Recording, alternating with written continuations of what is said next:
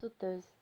Il était une fois un vieux sorcier bienveillant qui utilisait sa magie avec sagesse et générosité pour le plus grand profit de ses voisins.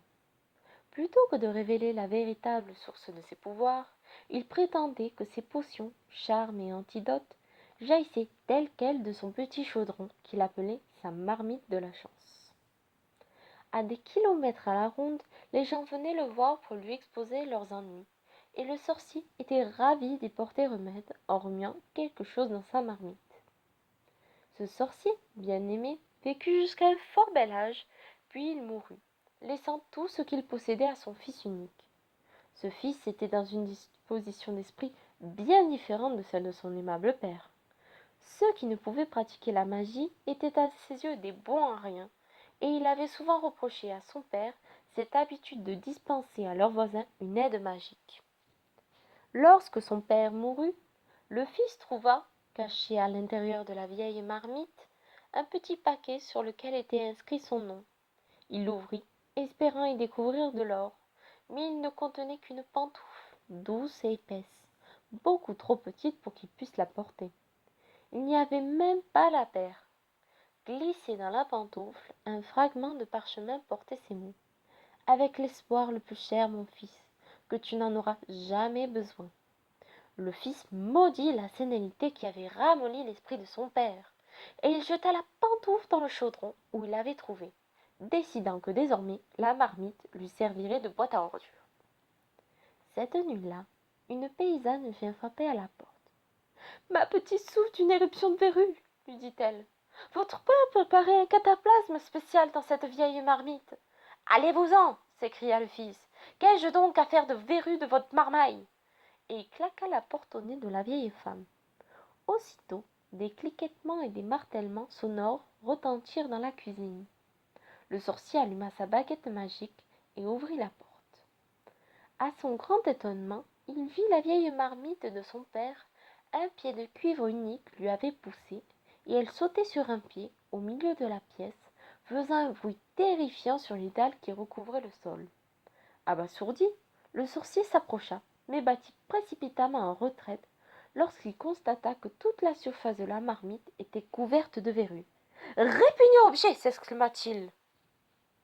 Il essaya d'abord de lui lancer un sortilège de disparition, puis de la nettoyer par magie, et enfin de la forcer à sortir de la maison.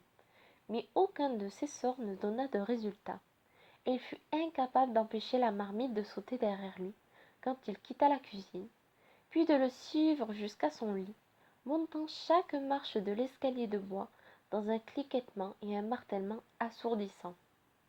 Le sorcier ne put dormir de la nuit à cause du fracas que produisait à côté de son lit la vieille marmite couverte de verrues. Au matin, elle s'obstina à sauter derrière lui, jusqu'à la table où il alla prendre son petit déjeuner. Clanc, cloc, cloc, faisait la marmite aux pieds de cuivre, et le sorcier n'avait même pas eu le temps d'entamer son porridge qu'on frappa à nouveau à la porte. Un vieil homme se tenait sur le seuil. C'est au sujet de mon vieil âne, monsieur, expliqua-t-il. Il est perdu, on me l'a volé. Sans lui, je ne peux pas aller vendre mes marchandises, et ma famille aura faim ce soir. Moi, c'est uniquement maintenant que j'ai faim, rugit le sorcier, et il claqua la porte au nez du vieil homme. Cloc, cloc, cloc, fit le pied de cuivre de la marmite en sautant sur le sol, mais à présent, des braiments mêlés à son vacarme et des gémissements affamés aux accents humains s'élevaient des profondeurs du chaudron.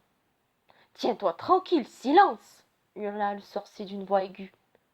Aucun de ses pouvoirs magiques, cependant, ne put faire taire la marmite couverte de verrues, et continua de sauter toute la journée derrière lui, braillant comme une hâte, gémissant, cliquetant avec bruit, partout où il allait et quoi qu'il fît.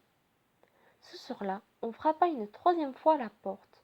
Sur le seuil se tenait une jeune femme qui sanglotait à fendre l'âme. Mon bébé est gravement malade, se lamenta-t-elle. S'il vous plaît, aidez-nous. Votre père m'avait dit de venir le voir si j'avais des ennuis. Mais le sorcier lui claqua la porte au nez. À présent, l'obsédante marmite s'était remplie jusqu'au bord d'eau salée et versait des lames un peu partout en continuant de sauter, de braire, de gémir et de couvrir d'autres verrues. Bien que pendant le reste de la semaine, aucun autre villageois ne fût venu demander de l'aide au sorcier, la marmite continuait de le tenir informé de leurs nombreux maux. Au fil des jours, elle ne se contenta plus de braire, de gémir, de répandre des larmes, de sauter et de se couvrir de verrues.